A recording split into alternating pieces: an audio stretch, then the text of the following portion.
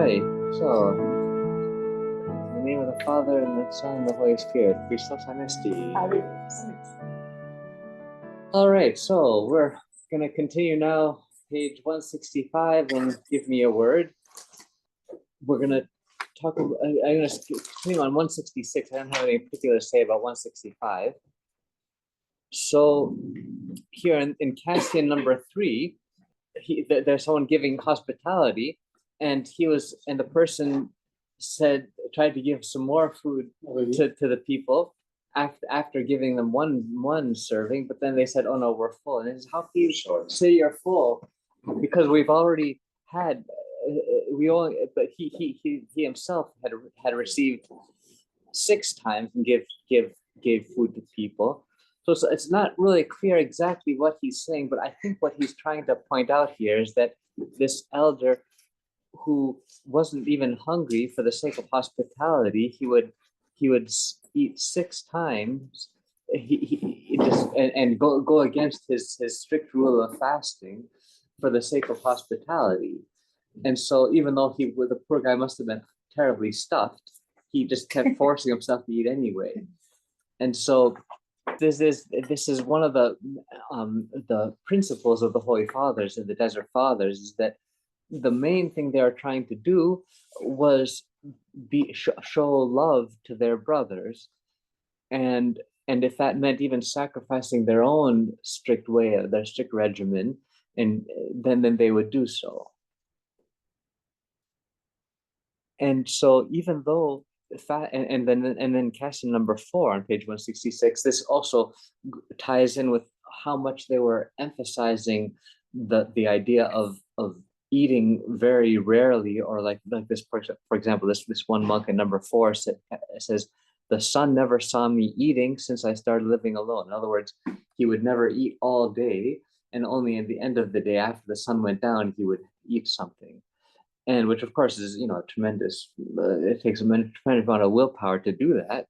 But then Abba John, who is the abbot of a large kinovion, a large monastery, he says, "Oh yeah, well, I can one up you on that. The sun never saw me being angry." And so, in other words, of course, it looks like he's one upping the guy.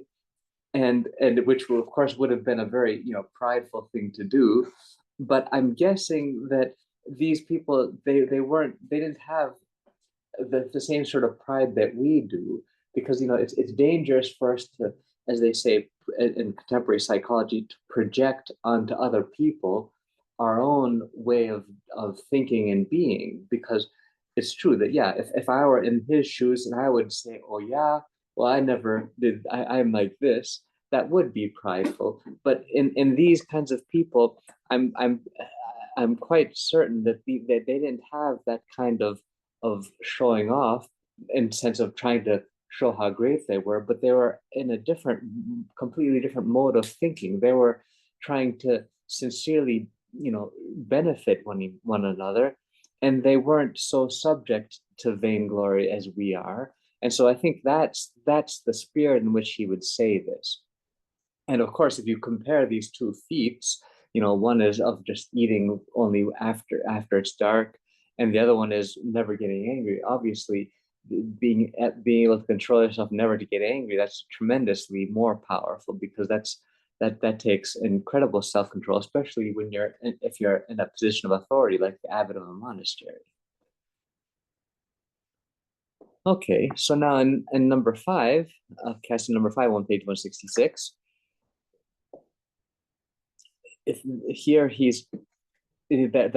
they're asking this Abba John at the end of his life for some one last word of advice, just as he's on his deathbed. And he said, "Well, I've never done my own will, and nor have I taught anyone to do something that what I did not practice myself." And so again, we see we get this glimpse into how these people were living and operating, and what they thought was important, in the sense that obedience is throughout the teaching of the Holy Fathers an extremely important thing to do. But then the other thing that's very important is practicing what you preach. And in other words, it's not just empty words that matter. It's really, actually living and doing what these theories, these teachings that they've been taught. Okay, and now on number 6, from page 166 to 167, here there's a cute kind of story. What happened was, just like all of us, we sometimes we talk about things that are beneficial and just have good discussions. Other times we talk about just sort of vain things, just sort of wasting time, or some that's even critical, harmful things. And so he prayed. This one elder saw that there was this difference in quality of conversations, and so he prayed to God that he would never get sleepy and drowsy whenever they're talking about something spiritual and beneficial. But then if something were harmful or just vain, he would just get sort of sleepy and doze off. And then he said, and so apparently God granted him this. But then he said that he was once talking to some brothers about something spiritual beneficial, but then they were overcome with such a deep sleep, and they're getting so drowsy and tired that they couldn't even keep their eyes open. But then he wanted to show how this is actually not something natural, but actually something the demons were doing this, because he had the spiritual vision to be able to see that the demons themselves were inciting this. And so to demonstrate this, he intentionally started talking about something just vain, some like news or whatever. And all of a sudden they woke up and got really excited. And then he pointed out to them, he says, until now we were discussing heavenly matters and the eyes of you all were in the grip of sleep. But when a vain subject was introduced, you all awoke with eagerness. So he tells them to watch them, teach them to watch out.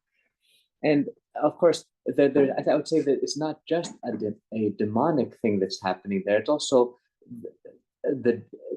something natural, because in general, the way the demons fight us is that they take advantage of something that comes naturally to us. So, for example, with gluttony, food naturally tastes good, and so they take advantage of that to make us eat it even more. And here, it is natural in a sense for us to be more interested by something that's new and exciting, and something that, rather than some vague, or not vague, but some abstract spiritual concept, is it takes some effort to fathom the beauty and the value of these concepts. Whereas to hear the news about, oh, guess what so and so did, that, that's something that it's naturally more intriguing. So the demons do take advantage of that. Okay, and then number 7, here's a quote from Saint Basil the Great, who he noticed that there's this one senator, a person, a very important person, who left his glorious position in the world and gave everything to the poor, and just kept a little bit for his own comfort. But he wasn't able to embrace the humble-mindedness of utter poverty and obedience of living in a monastery. So in other words, he did become a monk, but he was unable to go wholeheartedly into monasticism, because he wasn't really being obedient, and he did keep some of his comfortable things that he had. And then so Saint Basil called him out on this and said, well, you haven't, you lost being a senator, and you lost your glorious position in the world, and yet you didn't become a monk either. You didn't get the benefit of that either. And so this just goes to show that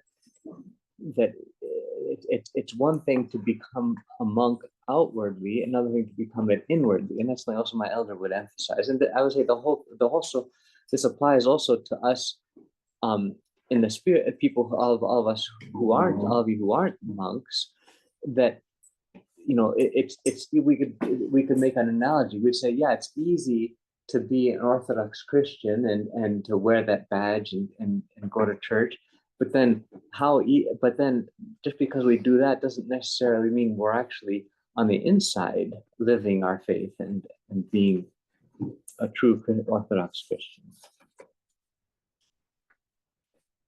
Okay, so and then in the number 8 in Cassian, page 167, this is a story about how a monk who was just living in the cave in the desert all by himself, and then people came to him and said, "Oh, your relative died and you have an inheritance. Come, it's your father, rather, yeah." And he said, "I died to the world before him. A dead man does not inherit from one who is alive." And so what he's saying is that he's so I don't care about all that money and properties and stuff. That's just something that's so foreign to me. It's like I'm already dead. And so that's why he wasn't interested at all in that. Okay. Now moving on to page 160. Yes. Hello. Hi. Can I ask you to please, first of all, your blessings and can you go back to number 7 when you said, it's one thing for us to be outwardly Christians, but Yeah. true Orthodox Christians. Is there anything you can recommend for us on what that truly means or a book? Yeah. So blessings. Thank you. Yeah. So good. So that is a good question. So it's true that books can help us, but even books might not be enough, because I know some Orthodox Christians who are super experts in every aspect of Orthodoxy, but they don't really live their Orthodox faith. So giving a person like that one more book won't really help them.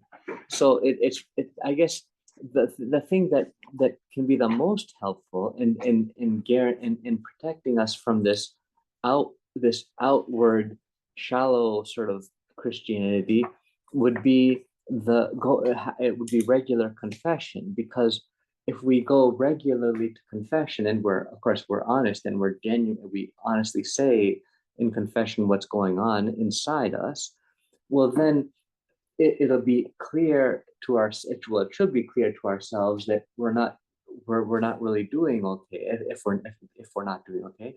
Or if we can't see it, then at least the priest would be able to see it, because the priest would be able to see that you're yes, in your head what it means to be Orthodox, but in your actual living of Christianity, you're not really okay. But of course this also requires some skill on the part of the confessor, because my elder would tell people would often tell us how someone would come to him for confession, and the person would say, "Oh, Father, I don't really have much to confess. I haven't killed anybody. I haven't, I haven't broken the 10 Commandments. I'm okay. I don't really need confession." And they're not lying. These people genuinely have, kept the 10 Commandments. They haven't done any blatant, sins against anyone. But then when Elder Ephraim would start asking them some more serious questions, like, "Well, do you follow the commandments of Christ?" And he'll say, "Oh yeah, I follow." "Well, how about the commandment of love your enemies? Do you love your enemies?" And then like, "Oh, well, yeah, I guess that in-law that's like this, and yeah,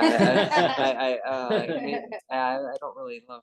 And do you forgive your enemies? "Oh, well, I can't forgive my coworker. He took all my money." Or and then also like other things, like he might ask a person,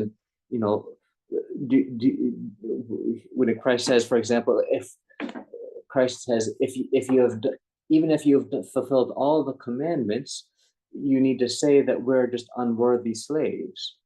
And so, do you view yourself as an unworthy slave of God, or do you consider yourself as like an okay, upright, citizen who's like on track? And they're like, "Oh, well, yeah, I guess not." And then they ask, "Well, do you ever have judgmental thoughts about other people?" "Well, of course I do. They're so bad. How could I not?" So then you can sort of go down the list of what Christ is really saying, and and like, and do you pray without ceasing? Well, how can, no, of course not. And then, but all of these things are, in the Bible, and and and and so yeah, so once the priest who's hearing confession, if he just starts asking a few questions, like, about the more deep commandments of Christ that really have to do with our inner disposition, that's where pretty much everyone is having a struggle. And of course, it's okay to have a struggle. I'm not trying to. We're not trying to point the finger at someone and say, "Aha, I got you. You're a bad person." But in the sense that we view it as going to the doctor, and this just like if you go to a doctor and have a complete physical, the doctor is going to want to examine every aspect of your body, and that's actually a good thing, because the more problems he finds, the more room there is for improvement. So that's a very good thing. So in that sense, that I would say it's not some particular book to read or some particular thing, but I think the confession is sort of an overall uh, uh, examination that will bring all these things up, and help a person see where work is needed. Okay, sorry. Oh, it's not my phone. It's someone's phone. Okay, okay, okay. Um, so now moving on to page 167 to 168, a brother went to this Abba Cronios and said, "Tell me a saying, and give me some advice." And then he quoted this thing from the Old Testament, when Elisha came to the Shunammite woman. He found her having nothing to do with anybody, yet she conceived and gave birth through the presence of Elisha. So the brother's saying, "Well, what are you talking about that for? What kind of?" And then he says, and then the elder explains, if the soul is vigilant and withholds itself from distraction and abandons its own desires, then the Spirit of God comes upon it, and it ends up able to engender, and there's to bear fruit, even if it had been sterile and barren. And so here, what I want to pay attention to particularly here is how he's emphasizing the importance of avoiding distraction. And that's something I would say particularly relevant to all of us nowadays, because now we're living in a world where distraction is everywhere. I mean, especially with the internet, we're constantly being distracted. And this is something that's, I would say, particularly dangerous in many ways. And I just want to elaborate on what that is. So first of all, I wanted to say just quote some of the Holy Father, what they say about distraction in general. So there was another Desert Father, Abba Pimin, and he lived in the same era as these people around the 4th century. And he said, distraction is the beginning of evils. And this was, of course, in the 4th century, when distractions were very benign, I would say. But whereas compared to what they are now. And I want to also quote something from Elder Emilianos. Now, he is someone who lived recently, passed away just less than 10 years ago. Although he wrote this, he said this before the internet was prevalent. He said, the most dreadful enemy created by post-industrial culture, the culture of information technology and the image, is cunning distraction. Swamped by millions of images and a host of different situations on television and in the media in general, people lose their peace of mind, their self-control, their powers of contemplation and reflection, and turn outwards, becoming strangers to themselves. In a word, mindless, impervious to the dictates of their intelligence. Mm-hmm. And so, yeah, and so this is something. What he's saying is actually something that's been, several of those claims he has actually been verified by other people who have done a lot of research on this. So, for example, one thing he says about losing their their powers of contemplation and reflection. Here's something that a contemporary author, William Powers, wrote. He wrote a book called Hamlet's Blackberry. He was talking about he wrote a very fascinating book about 20 years ago about how all these great figures in the past had the same emphasis on being focused, and how having a BlackBerry or internet device pulls you away from that. And so one thing he wrote is this: is of the mind's many aptitudes, the most remarkable is its power of association, the ability to see new relationships among things. Digital devices are, in one sense, a tremendous gift to the associative process because they link us to so many sources of information. Okay, so there's a positive aspect. The potential they hold out for creative insights and synthesis is breathtaking. But then he shows the flip side. He says, the best human creativity, however, happens only when we have the time and mental space to take a new thought and follow it wherever it leads. William James once contrasted, quote, the sustained attention of the genius sticking to his subject for hours together with, quote, the commonplace mind, end quote, that flits from place to place. And he says, geniuses are rare, but by using screens as we do now, constantly jumping around, we're ensuring that all of us have fewer ingenious moments and bring less associative creativity to whatever kind of work we do. Wow. So basically what he's saying is that by being distracted all the time, we don't have time to be genius, have really deep insights and that can help us.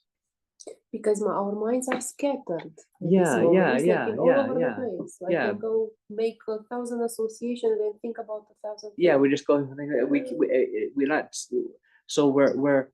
Isn't there a saying like a master, a jack of all trades, but master of none, where you know a little bit about a million things, but you don't have any depth to those and so yeah.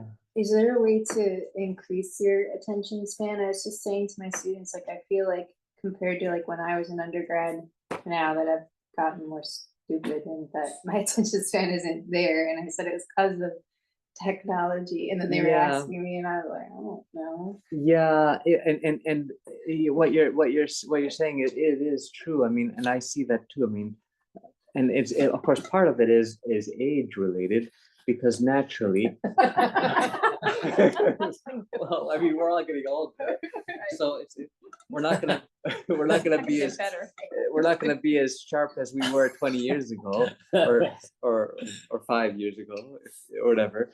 So that there's that aspect of things, but it's true. I mean, they actually have done a tremendous amount of research on people's ability to think, and the IQ of the world is actually going down on average. We really, I mean, it's been proven we actually are getting dumber and dumber, and especially coincides with internet use. I mean, they've done many studies that show that the more you use the internet, the dumber you get, and so yeah, so that's, and not only the dumber you get, but also you get all kinds of other problems, like you become less compassionate, you have more stress and anxiety, and so it's so it is so I mean the simple solution would be that we can do if we want, if we're disciplined, is to say, well, if I have a choice of dealing with a particular issue either by going online or doing it some other way, well, yeah, I don't want to, I can't afford the toxicity of being online. And so I'll do it some other way, even if it does take a little bit more time. For example, let's say you want some information about something and you can just Google it. Or if you have, let's say, an encyclopedia on your bookshelf, you could actually grab the book, open it up, and it might take, a little bit longer, but it protects you from this effect of making you stupider. So yeah, so we have to be, it's important for us to be intentional about these things. I feel with AI, it's, oh my goodness. Yes. Yeah. Because they're now, like, I work at a high school, Yeah. and now they're really pushing that whole, like, AI in the classroom and how to incorporate that into lessons, and our kids can use that. So it's, I was just sitting there and I was just like, almost in tears, like, wow, this is insane. Yeah. It's complete, like, taking over your brain. Yeah. Yeah, and I think that one thing that people like the older generation can can sympathize with is this idea of how in the old days they didn't have calculators and you had to do math by hand the long way. That's right. And That's right. it was slower and harder, but it made you think. And nowadays, if you ask someone to do a simple math problem, they literally can't do it, unless they have the calculator or smartphone or something. And just to add to that, Father, Yeah. we gave, sorry, I'm just gonna add this part. So we gave, again, I work at a high school, so we were curious as to how many AP math kids were like in this certain AP math class. advanced placement. Advanced placement, like math. These are kids that are well above like the average thinker, Yeah. right? And we gave them simple multiplication problems. Huh. Like back in the day, we used to do like, how long would it take you to do multiplication problems in a minute, 3 minutes, 5 minutes, right? Yeah. We gave them 5 minutes to do a page of multiplication problems. I was shocked that the only ones they could do were the ones and the zeros. The ones in the zero. The ones and the zeros. Because Because the zero is zero and one times one is the number. Yeah. Shocked that they could And this not, is- they these didn't are know what AP 3 times students? 4 was, 7 times 6, like, and we gave them 5 minutes and 1 page, and the majority of the kids could not do it. Wow. Wow. They're like, Yeah. yeah, And I Yeah. just started teaching a college class at a different school, and I was really shocked because they, I walked in the classroom and I asked them to take out a piece of paper, and they were like, oh, no, not at this university. We've just been told to only use our computers. Like, we don't ever write. We don't have paper. And I was just like, and then there's no even like the boards to write on, like you have to log in through all digital technology. And I was just like, this is the end. Yeah. This is the end.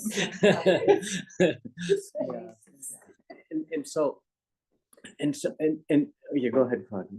It's a question, actually, a thinking question. Oh. I was thinking about other organs in our bodies, besides the mind. I was thinking about, for example, the lungs. For a person that has smoked a number of years, for example, doctors say that after you quit smoking, I don't know, after 5 years or 10 years, your lungs will, be like you have never smoked. You will not see the effects of the smoke I see. anymore. It's like you have never smoked. But what about the mind? Because the mind, I feel, or the brain, I don't know. Yeah, If you have been, intoxicated like these kids, I know pre-internet world and I know post-internet, but these kids only know the internet world. They have been, all their lives living in this world. Is there a possibility some way, somehow, that their minds be switch in a way? Yeah, so Detox. yeah, And for us, I mean, this is a neuroscience question. I'm not an expert in neuroscience, but from the little I do know, the brain actually is one of the most flexible organs in terms of creating new pathways, and so it really has to do with what kinds of neural pathways you emphasize. So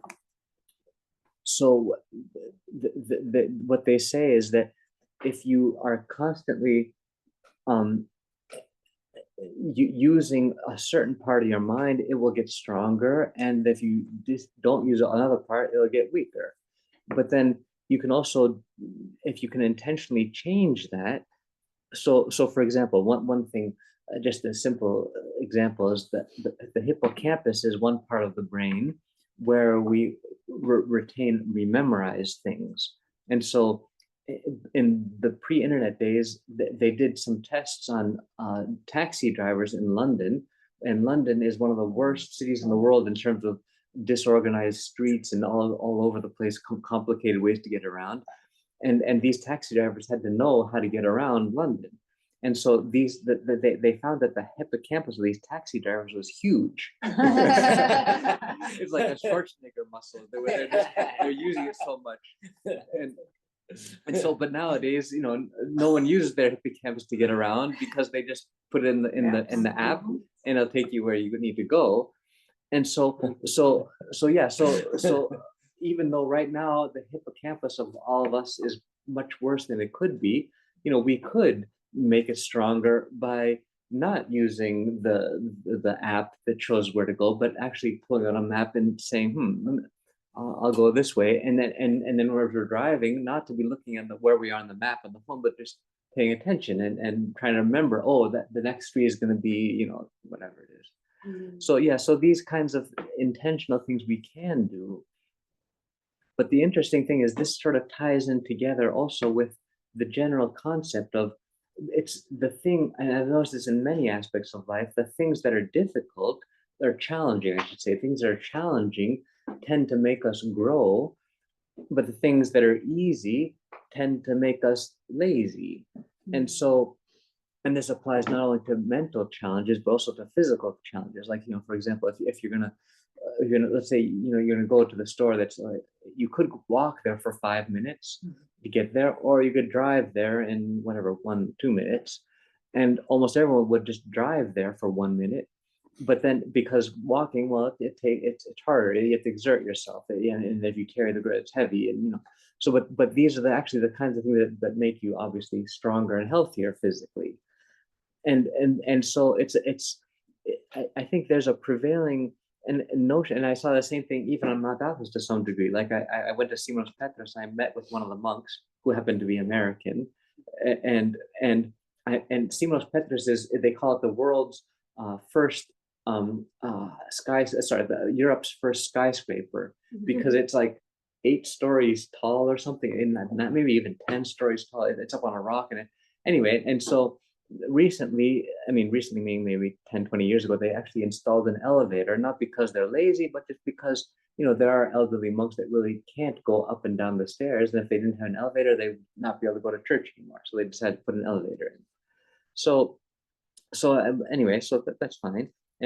But then I met with one of the monks, and I met with on one of the lower levels, and I noticed that he took the elevator to get down. And he was healthy. He could have taken the stairs, but he took the elevator because it's easier. It's a little faster too. And so I didn't call him out on that, but I just really, yeah, I was like, come on, man. And so I guess we're all guilty of this in many ways. Even like right now, it's, we're all sitting down here. We could be standing up, and it would be, better for our circulation, for our muscles and everything. But no, we're sitting down, we're taking it easy, and we don't even really think twice about it. Well, of course we're sitting down, but if so I think we all have this deeply programmed in our way of behaving, is that we subconsciously are always taking the easy way out, and that's something that's, I think, a dangerous way of being, because the way God created not only our body but our mind, but even our soul, is that it's actually the difficult things that are actually going to be the best for us.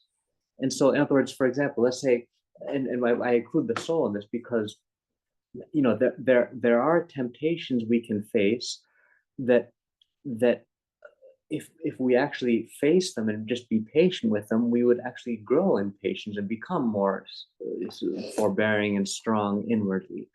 But rather than be patient with some temptation, we might just say, "Oh, I'll just avoid it altogether," and not have to, which is again, it's this danger of avoiding challenges. And I think that's also has to do with just sort of the overall approach to askesis. The Greek term askesis means, the struggle, the fight that we have. This idea of struggle, it's like very much woven throughout all of the Holy Fathers of how they understand something be beneficial for us. It's yeah, we want to do something that we do want to exert ourselves. And so that kind of mindset can be very helpful, not only in physical things, but mental and even spiritual. The level of ascesis probably has gone lower and lower. Yeah, yeah, it is. And also and not only, and so not only has our ability to do ascesis been reduced in terms of our ability to exert ourselves physically or mentally, as we're getting dumber, and even spiritually, we are weaker spiritually. We do give in to temptations way more easily than people of the old days would. But not only do we give into it much more easily, but what's even more pernicious and harmful is that we even fail to see the benefit of going through something that's challenging. We don't even see the challenging thing as superior than the easy way. Yeah, and I see that a lot with just everything. It's whatever is easy and comfortable is yeah, commercials like, hey, oh, you have high blood pressure, take this pill instead of actually doing the work, right? Oh, you're overweight, oh, take this Anesi, like with an injection instead of working out and eating healthy, right? Like I never watched television, and I just wasn't feeling well one day this week, and I just turned on the television, and the amount of commercials on medication, it was just astonishing. I was like, what? Your toe hurts and you can take this medication? That's right. Right? Am I crazy? That's 85% of advertising is pharmaceutical. Yeah, pharmaceutical. I'm just shocked. Yeah. But nobody wants to do the work to improve. And I agree with you, Father. Sometimes taking the hard way, it's so much more beneficial for yourself, because it gets you into that routine of thinking, well, maybe taking a pill would be better, but what harm is it also going to do? Sorry, or I read something and said, pick your difficult. So let's say you're in pain and you try to make yourself go work out, and it's going to be really hard. But if you don't do that, then you might end up in bed, and then that's really hard. So both are difficult. So it's kind of, I don't know, if you, let's say, try to do your prayers and it's difficult or it's challenging, but then maybe you'll get a little better every single day. But if you just say, oh, forget that, it's too hard, I'm just going to blow it off. Then what else are you going to encounter? Yeah, and I would say that's the real danger of choosing the easy way, because in the original Hebrew Bible, Old Testament, they didn't have a separate word for body and soul. They have only one word for both, because they viewed the two as so closely connected. They didn't really even view them as separate entities. And I think that's important, because the things we do with our body are things that we're also very likely to do with our mind and with our soul. So what I mean, for example, let's say I deny, if they say it's a fasting day, and I deny myself something, putting milk in my coffee would make it so much more nice, but I say, no, it's a Friday, I'm not going to have milk in my coffee, I'll just whatever. So the same person that can do that will also be able to have which is not just a physical thing, will also have the inner oomph to resist, getting angry, for example, or also saying, I'm gonna really concentrate on this problem and figure out and solve it, this mental issue, or whatever. And so I think that they really are all interrelated. And so I think that's the part of the genius of the Holy Fathers in emphasizing the importance of fasting, because they know that if a person has this inner willpower to keep the fast, well, then they will have the same muscle to do all these other things that are even more important, like, resisting anger or whatever temptation it is that you have.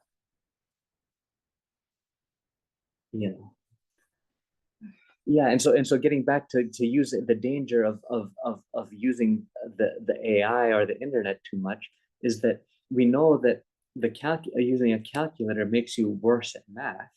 So we have to ask ourselves, well, and this really actually applies to all tools. Every tool we use both amplifies and numbs us. So for example, even like using a shovel, for example, and let's say you're a gardener, and instead of digging a hole for the plant with your hands, you have a little hand shovel.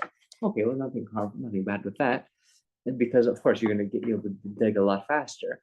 But the drawback is that by doing that, you're not touching the soil anymore.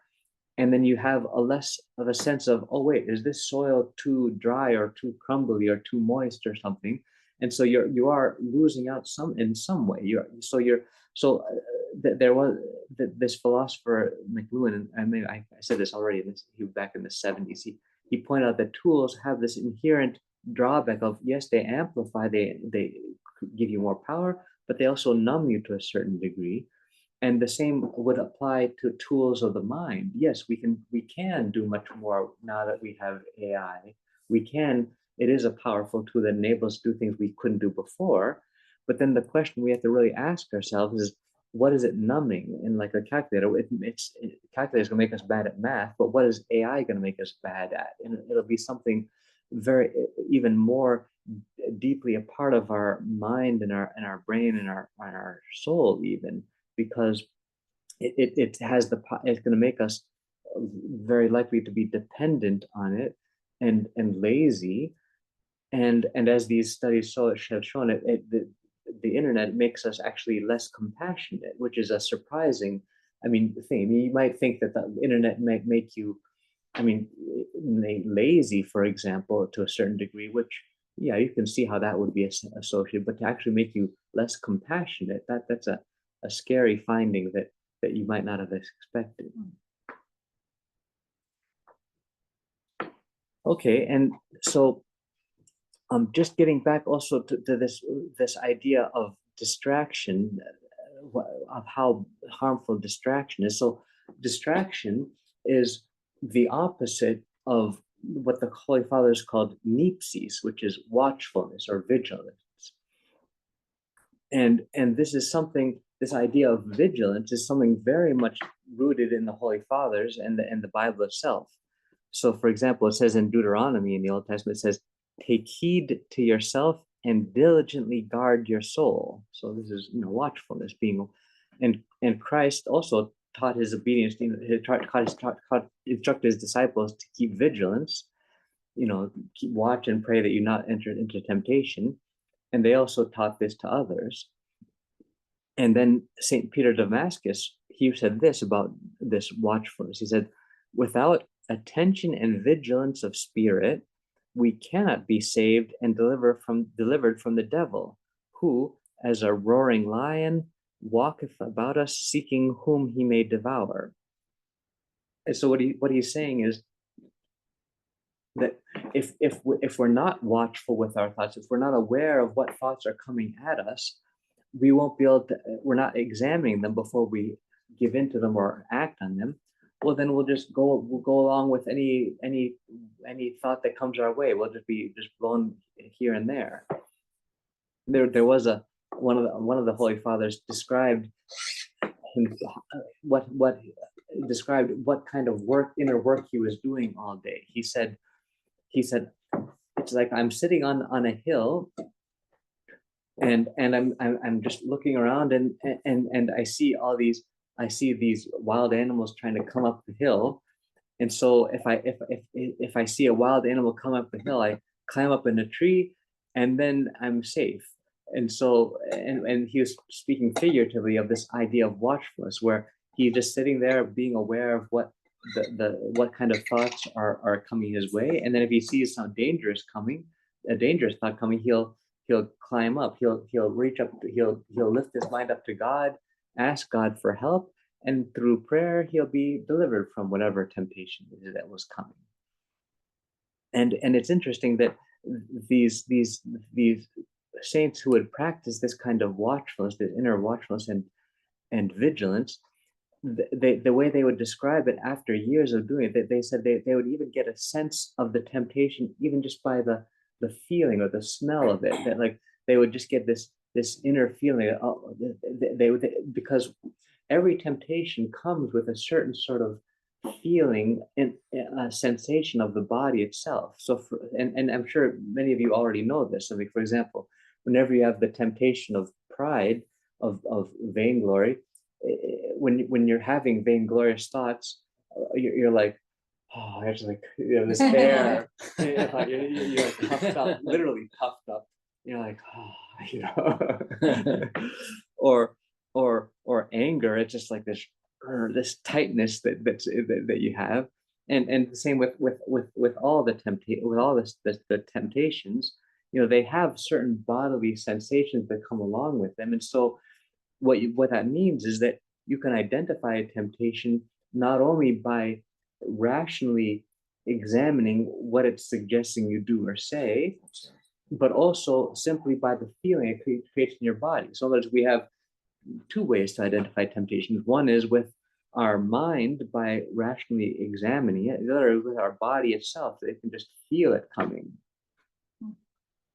Yeah. Okay. And just going back to now just a few more things from the Holy Father about the importance of watchfulness and vigilance. Saint Hezekios the priest wrote in the Philokalia, he said, just as it is impossible to live this present life without eating or drinking, so it is impossible for the soul to achieve anything spiritual and in accordance with God's will, or to be free from mental sin, without that guarding of the intellect and purity of heart, which is called watchfulness, even if one forces oneself not to sin through the pure fear of punishment. So yeah, so what he's saying is that if we can't have this inner watchfulness and guard our mind from thoughts coming, you know, it's not going to be enough to try to force ourselves to remember death and remember hell and try to avoid temptations only based on that. We need more than that. We need this inner sort of watchfulness. Okay. Why is it called the watchfulness, the purity of heart? Yeah, so he said guarding of the intellect and purity of heart, comma, which is called watchfulness. So I would say, so the purity of heart is actually the result of watchfulness. It's really the guarding of the intellect. In other words, guarding our mind and being aware of which thoughts are coming. That's really the watchfulness. Yeah. Yeah, and then here's something else. Just one other quote from William Powers, the person who wrote that book 20 years ago called Hamlet's Blackberry. He says, novel psychological conditions and behaviors that some experts attribute to digital overload include attention deficit trait. And according to Edward Hallowell, the psychiatrist who first described it, he said symptoms of this attention deficit trait include distractibility, restlessness, a sense of you gotta go, gotta rush, gotta run around, and impulsive decision making because you have so many things to do. And so the real tragedy of this distraction is that it's a sort of a vicious cycle, because once we're in a state of distraction, we're like restless, and it's like almost like a drug that the real solution would be to involve ourselves in something much more grounded and that gives us satisfaction and joy and long-term pleasure. But it's sort of, but instead we grasp for something that's even more distracting. It's sort of like someone who eats candy and then afterwards they're hungry, so they eat more candy and more candy, and then and then they're just all, you know, hyped up. And so it's, yeah, so it's a real trap. And I mean, and it's something that's extremely hard to break out of. Oh, and then here's this study I was referring to. There was a study done in 2009 that found a connection between distractions from digital technology and a loss of empathy and compassion. It concluded this. It said, quote, "The more distracted we become, the less we are able to experience the subtlest, most distinctively human forms of empathy, compassion, and other emotions.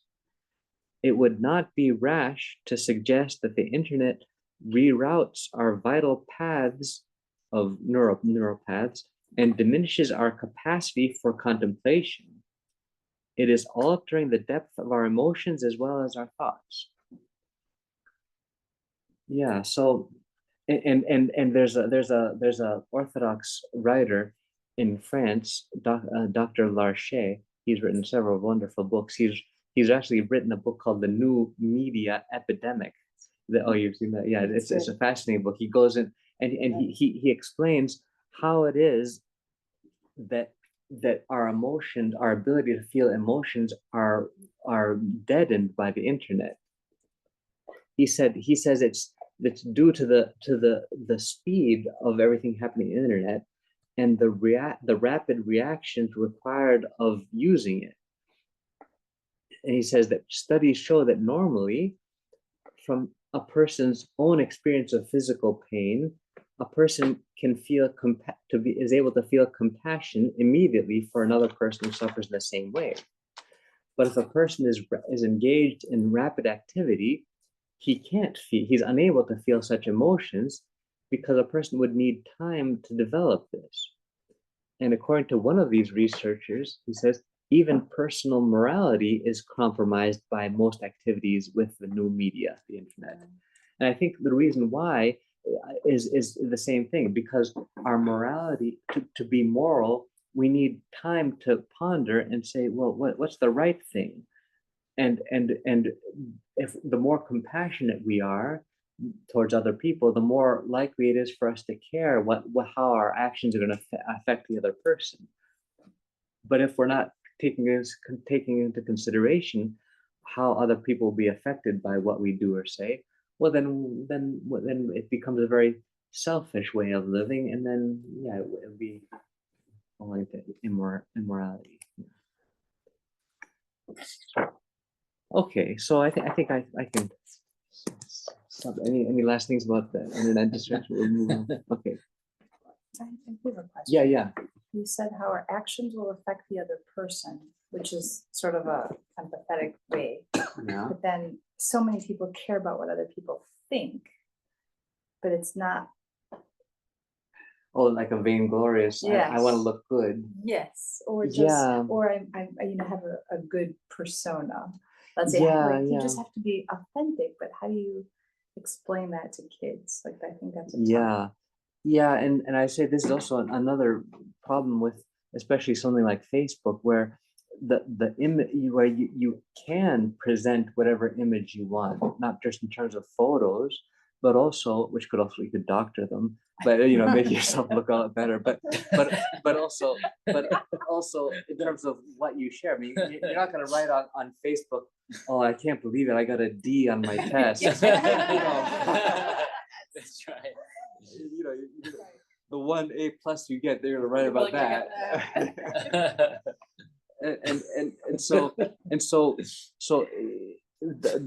Because people are spending a lot more time on internet than they are with actual human interactions with each other, then what really matters is your online persona.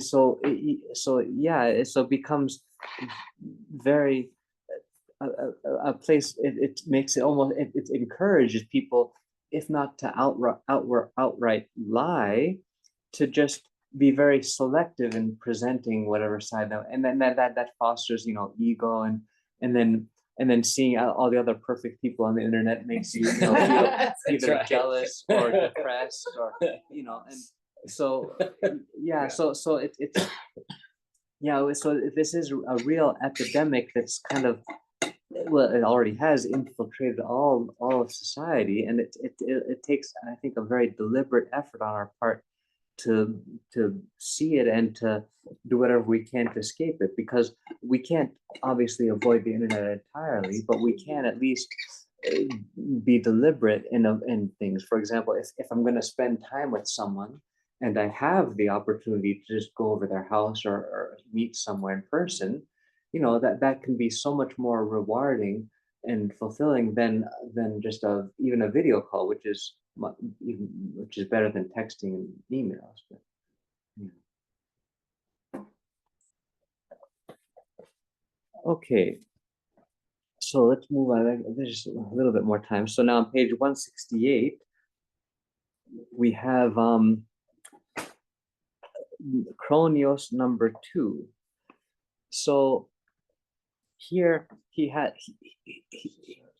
this monk asks Abba Chronios, what am I to do about this forgetting that holds my mind captive and prevents me from being aware until it brings me up against the sin itself? So what he means is, this monk realizes that when a temptation comes at him, he can be sort of in a la land and not really aware of what's going on. And then without him realizing it, that the temptation grabs him and takes him captive, and then and pulls him right up to making a sin. And then in the typical spirit of these desert fathers, he answers with a total non sequitur. He just says, well, when the foreigners took the ark on account of the evil behavior of the children of Israel, they dragged it until they brought it into the house of Dagon, their god, and then Dagon fell on his face. And it's like, wait, what? I asked you this question. You're talking about this thing, this unrelated thing in the Old Testament. Says the brother said, what is this? And before I should actually read you what it is he's quoting. I have it here. So what happened here in 1 Samuel chapter 5 is the Philistines had captured, the non-Jews had captured the Ark of the Covenant, and they took it away from the Jews, and then they put it into the temple of Dagon, and put it right next to Dagon. And Dagon was some idol, some statue. And then when they woke up the next day, Dagon had fallen down, and it was like the statue of Dagon, this idol, was fallen down. It was like on its face.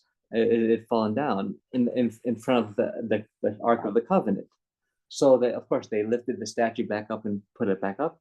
But then the next morning when they woke up, again Dagon had fallen down on his face, and this time not only was this statue of Dagon down on its face, but it also was broken. His head and hands had been broken off and were lying there on the body, or lying on the floor. Only his body was. So it's like the Ark of the Covenant. It had so much grace that it just made this pagan idol just fall down and break its hands. And anyway, so there's the story that this elder is quoting, but the brother still doesn't get it. He says, "What is this?"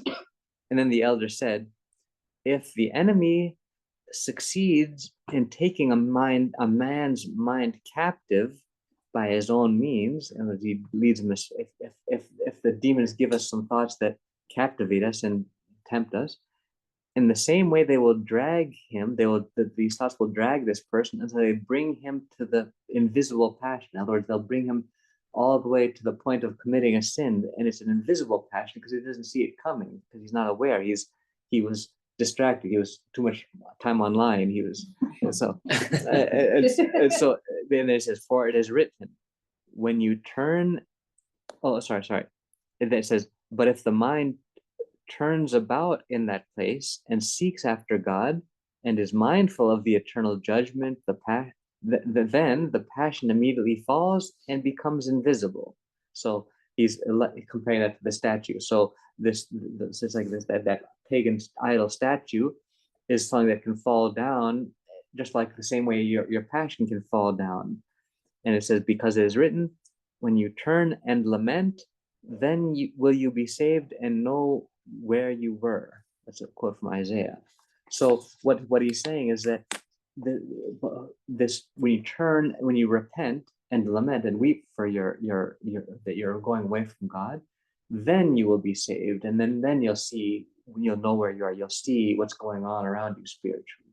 So basically, with this sort of strange answer, that what this Abba was saying is that the key to resisting these temptations, if you see that you've been tempted by a thought and you're about to fall into some sin, the solution, the salvation, comes by repentance, turning and lamenting, by weeping and remembering that God is there, and that you do love him, and that you want to avoid sin out of love for God.